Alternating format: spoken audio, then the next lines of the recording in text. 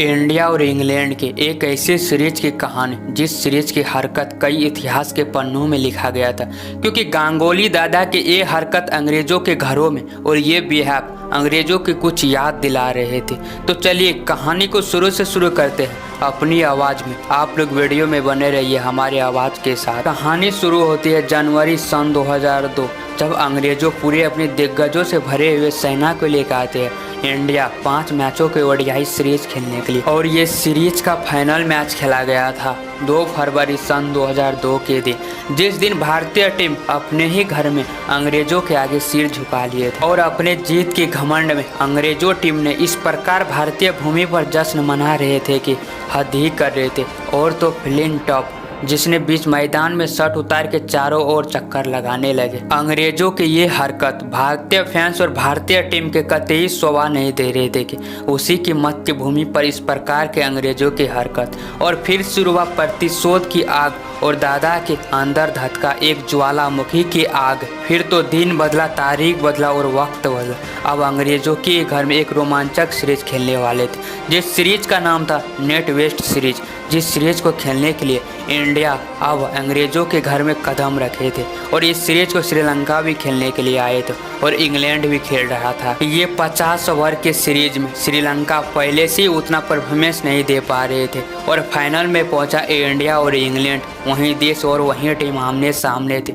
सब वे बात भूल चुके थे, लेकिन दादा के अंदर वो ज्वालामुखी और वो बदले की आग आज भी जिंदा थे। और तारीख थी 13 जुलाई सन 2002, जहां पे गांगुली दादा की एक तलाश थी मौके की अंग्रेजों के घमंड तोड़ने के लिए। लंदन के वो क्रिकेट ग्राउंड और अंग्रेजों के घर में, जहां पे अंग्रेज के घर में होने के कारण पूरे अंग्रेज फैंस क्रिकेट ग्राउंड में भरे पड़े हुए थे। और टॉस होते हैं और इंडिया टॉस हार जाते हैं और अंग्रेज टॉस जीतकर पहले बैटिंग करने का फैसला लेते हैं। और ये फैसला कहां तक सही था आगे आप लोग के वीडियो में देखने के लिए मिल जाएंगे। और इंग्लैंड से ओपनिंग के लिए आया मार्कस और निक नाइट, और दोनों ने यही बेहतरीन शॉट के साथ अपने पारी की शुरुआत की। और ओवर के और मैच को बड़े बनाने के लिए ये दोनों ने दूसरी ओवर के पहली बॉल पर इस मैच का पहला चौका लगाया, तो वहीं पर इसी ओवर के चौथी बॉल पर एक और चौका लगाए और दोनों अपने अंदाज में बैटिंग करने लगे। और ये दोनों के बेहतरीन पार्टनरशिप के कारण अब यहाँ से इंग्लैंड का स्कोर 6 ओवर के बाद 30 रन के पार जा चुके थे। और ये दोनों अभी भी क्रिकेट ग्राउंड में कुछ अच्छे से शॉट लगा रहे थे और रन गति को इंग्लैंड के आगे बढ़ा रहे थे।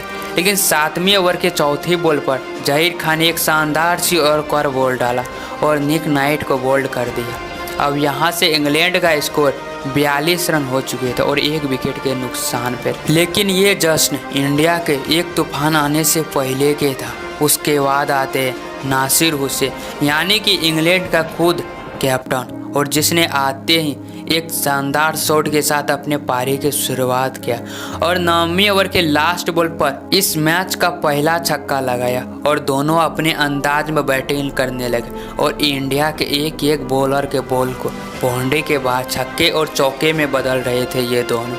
और देखते ही देखते 14 ओवर के फर्स्ट बॉल पर इसी एक शॉट के साथ मार्क्स ने अपना 50 पूरा कर लिया।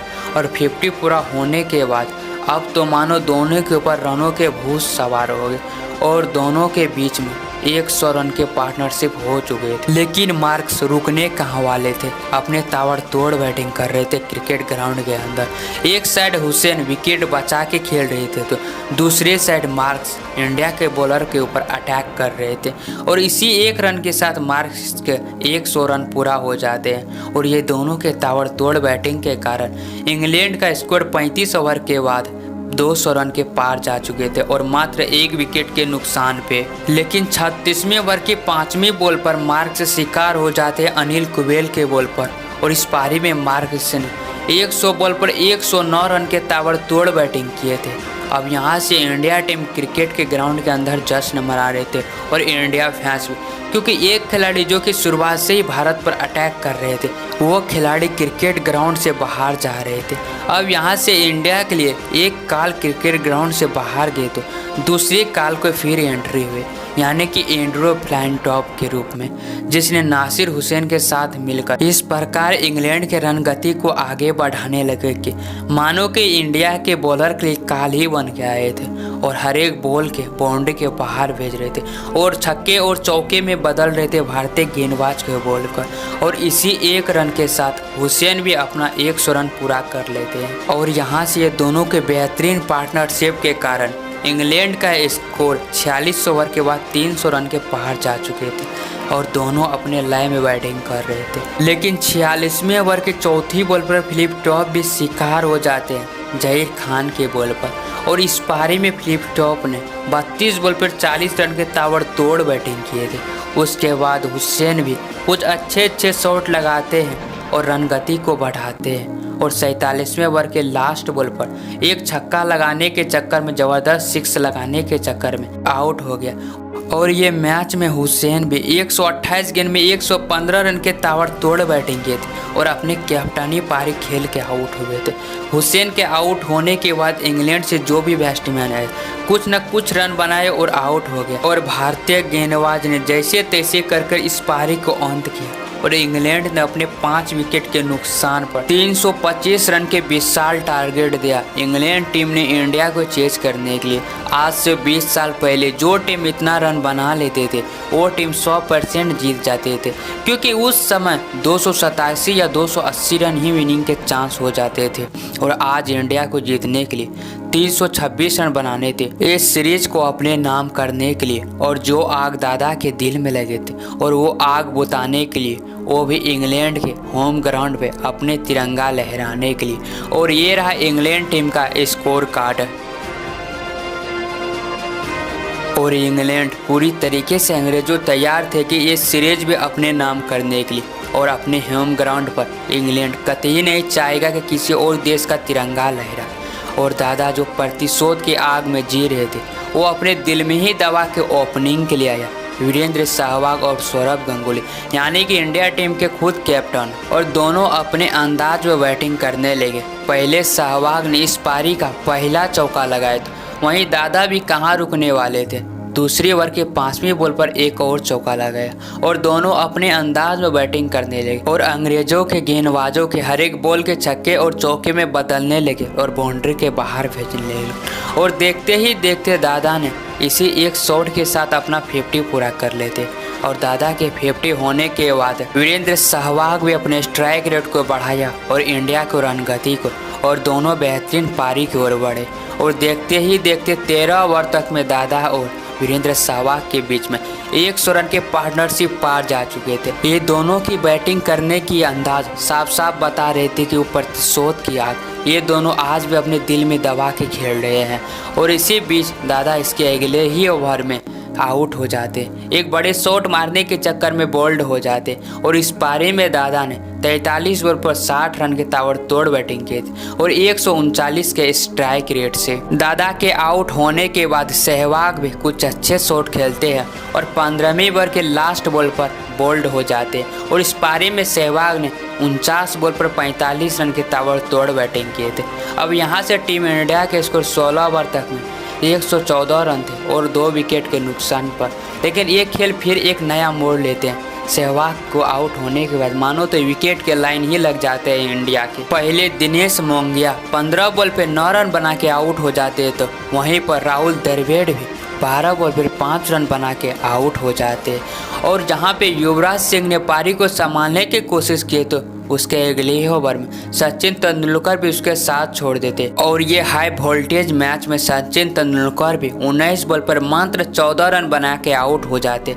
और सचिन तेंदुलकर के आउट होने के बाद इंग्लैंड टीम पूरे जश्न मना रहे थे क्रिकेट स्टेडियम में, क्योंकि अब यहाँ से इंडिया टीम के स्कोर था 5 विकेट के नुकसान पर मात्र 24 ओवर के बाद 146 रन। और इंडिया फैंस वो क्रिकेट के ग्राउंड के बाहर बैठे हुए और इंडिया टीम के कैप्टन यानी कि सौरभ गांगुली के वो चेहरे की उदासी साफ साफ बता रहे थे कि फिर से वो बदला दिल में ही दब के रह जाएंगे। अब यहाँ से पारी को संभाल रहे थे युवराज सिंह और मोहम्मद कैफ और दोनों अपने अंदाज में बैटिंग कर रहे थे और धीरे धीरे रन गति को बढ़ा रहे थे। और लेकिन देखते ही देखते दोनों ने अपनी रन गति में रफ्तार रफ्तार धराई और 34 ओवर तक में इंडिया टीम के स्कोर 200 रन के पार जा चुके थे। अब यहाँ से इंडिया फैंस और इंडिया टीम ये दोनों पर विश्वास कर सकते थे, क्योंकि एक साइड मोहम्मद के विकेट संभाल के खेल रहे थे, दूसरी साइड युवराज सिंह ग्राउंड में छक्के और चौके के बारिश कर रहे थे। और देखते ही देखते इसी एक शॉट के साथ युवराज सिंह के 50 पूरा हो जाते हैं। युवराज सिंह के 50 पूरा होने के बाद मोहम्मद कैफ भी अपने स्ट्राइक रेट को बढ़ाया और अपने अंदाज में बैटिंग करने लगे और इसी एक शॉट के साथ मोहम्मद कैफ भी अपना 50 पूरा कर लेते, अपना अर्धशतक। अब यहाँ से ये दोनों की शानदार पार्टनरशिप के वजह और शानदार बैटिंग के कारण इंडिया के स्कोर 40 ओवर तक में 260 रन के पार जा चुके थे। लेकिन 41वें ओवर के चौथे बॉल पर युवराज सिंह भी एक शॉट मारने के चक्कर में आउट हो जाते, कैच आउट। और इस पारी में युवराज सिंह ने 63 बॉल पर 69 रन की ताबड़तोड़ बैटिंग किए थे। अब यहाँ से युवराज सिंह के आउट होने के बाद मोहम्मद कैफ के साथ दे रहे थे हरभजन सिंह।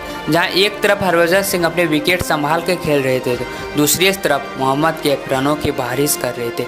अब यहां से मोहम्मद कैफ रुकने कहाँ वाले थे और जहां पे मैच जिताने की पूरी जिम्मेवारी मोहम्मद कैफ अपने सर पे लिए, तो वहीं पर 47वें ओवर के तीसरी बॉल पर हरभजन सिंह भी आउट हो जाते और उसी ओवर के 5वीं बॉल पर अनिल कुंबले भी आउट हो जाते। अब यहाँ से टीम इंडिया के स्कोर 48 ओवर तक में 8 विकेट के नुकसान पर 314 रन थे। लेकिन इंडिया के लिए अच्छी बात यह थी कि मोहम्मद कैफ अभी भी क्रीज पर खड़े हुए थे और मैच जिताने की पूरी जिम्मेवारी अपने ऊपर लिए थे और अपनी शानदार बैटिंग के कारण मैच के स्कोर इस प्रकार गति को बढ़ाए गए। अब यहाँ से इंडिया को जीत के लिए 7 बॉल पर मात्र 6 रन बनाने थे और इसी एक चौके के साथ अब यहाँ से इंडिया को जीतने के लिए 6 बॉल पर मात्र 2 रन बनाने की जरूरत था। अब यहाँ से दादा पूरी तरीके से तैयार थे वो प्रतिशोध के बदले लेने के लिए, बदले की आग बुताने के लिए। लेकिन अगले ही बॉल पर बाल बचते और उसके अगला ही बॉल पर एक शानदार शॉट लगाते और 1 रन के लिए दौड़ पड़ते, लेकिन मिक्स फील्डिंग के वजह से अब यहाँ से 2 रन ले लेते और ये सीरीज को 2 विकेट से इंडिया जीत लेते हैं। और दादा ड्रेसिंग रूम में ही अपने शर्ट उतार के अंग्रेजों के दिखा रहे थे कि जो हरकत इसने इंडिया में किए थे इंडिया वालों के साथ, आज दादा ने इसको उसी के घर में और उसी के होम ग्राउंड पे दिखा रहे थे, जो क्रिकेट के जन्म दिए। आज उसी को घर में दादा अपने बदले की आग बुता रहे थे और पूरे अंग्रेज टीम दादा के ये रूप देख के उसके आगे सर झुका रहे थे, क्योंकि उसे भी पछतावा हो रहे थे कि आखिर हमने किस टीम से पंगा लिए थे।